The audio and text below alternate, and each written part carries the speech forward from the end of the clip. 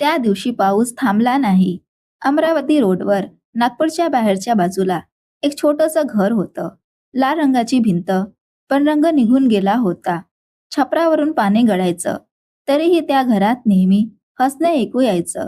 तिथे राहायची सायली, वय 18 वर्षाची, आणि तिचे वडील विठ्ठलराव. लोक त्यांना विठ्या काका म्हणायचे.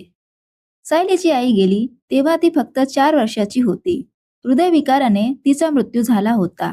त्या दिवसापासून विठ्ठलरावाने सायलीला एकटेच सांभाळलं. तो सकाळी 6 वाजता दुकान उघडायचा. छोटंसं किराणा दुकान होतं. दुपारी 2 ते 4 वाजेपर्यंत बंद ठेवायचा, कारण सायलीला शाळेतून परत घ्यायला जायचा. संध्याकाळी पुन्हा दुकान सुरू करायचा, रात्री 8 वाजेपर्यंत. मग घरी येऊन सायलीसाठी जेवण बनवायचा. कधी पोळी भाजी, कधी उसळ भात, कधी फक्त दूध बिस्किट. पण सायली कधी तक्रार करत नसे. ती खुश होती आपल्या बाबांसोबत. सायलीला बाबांचा त्रास माहीत होता. ती सगळं जाणत होती. बाबा तिच्यासाठी किती कष्ट करत आहेत हे तिला माहीत होतं. सायली हुशार होती. तिने 10वीत 95% मार्क मिळवले होते. सायलीचे स्वप्न डॉक्टर बनण्याचे होते, आणि आई गेली तेव्हा तिला वाटत होतं, जर डॉक्टर लवकर सापडला असता तर आई गेली नसती. त्या विचाराने ती अभ्यास करत राहिली. पण 12वीच्या तयारीत असताना विठ्ठलरावांची तब्येत बिघडली. प्रथम साधा ताप, मग खोकला, मग रक्त यायला लागलं. डॉक्टर म्हणाले, फुफ्फुसात इन्फेक्शन झालं आहे. पण त्यापेक्षा मोठी समस्या आहे. फुफ्फुसात पाणी जमा झालंय, आणि हे पाणी कॅन्सरमुळे असू शकतं.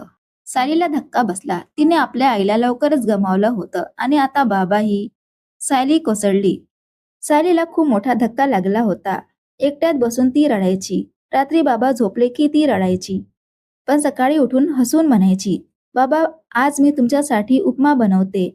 सायलीच्या बाबांचे उपचार सुरू झाले नागपूरच्या सरकारी हॉस्पिटलमध्ये. डॉक्टर म्हणायचे, किमोथेरपी हवी, पण खूप खर्च होईल.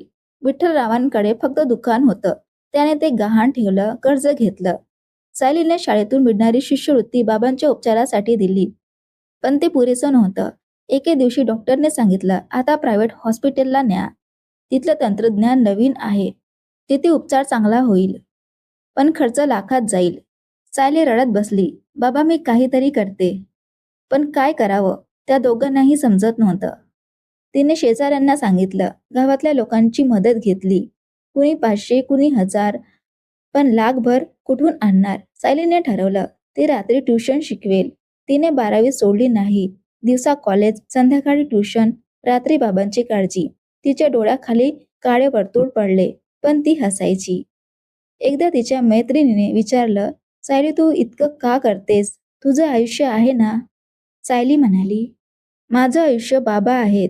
आई गेली तेव्हा मी लहान होते, पण आता मी समजते, मी बाबांना गमावू शकत नाही. किमो सुरू झाली. विठ्ठलरावांचे केस गेले. वजन कमी झालं. ते बेडवर पडून राहायचे. सायली त्यांच्या शेजारी बसून अभ्यास करायची.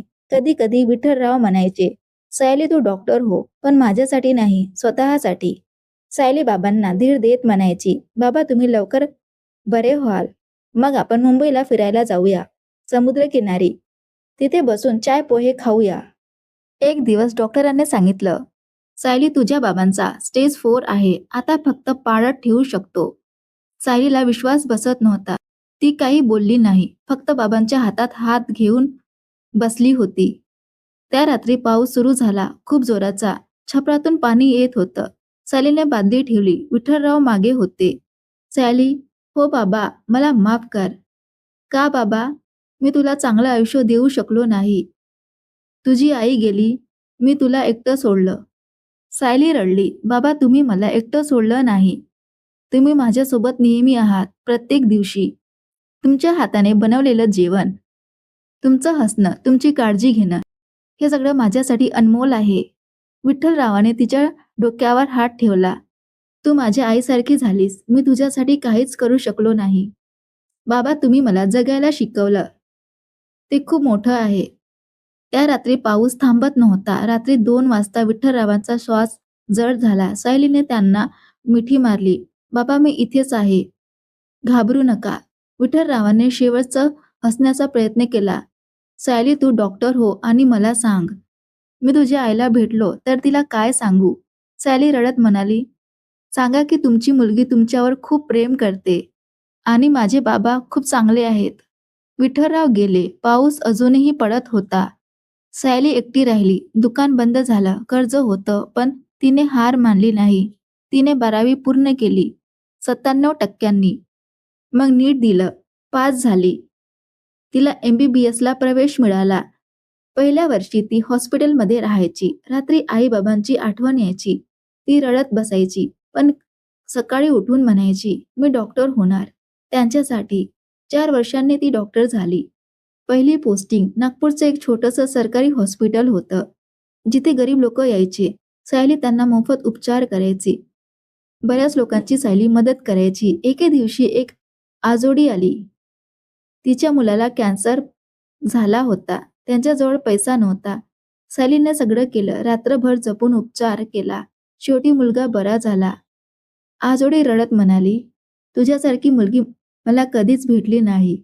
सायली हसली, "मी माझ्या बाबासाठी करते. ते मला शिकवायचे. प्रेम म्हणजे मदत करणं."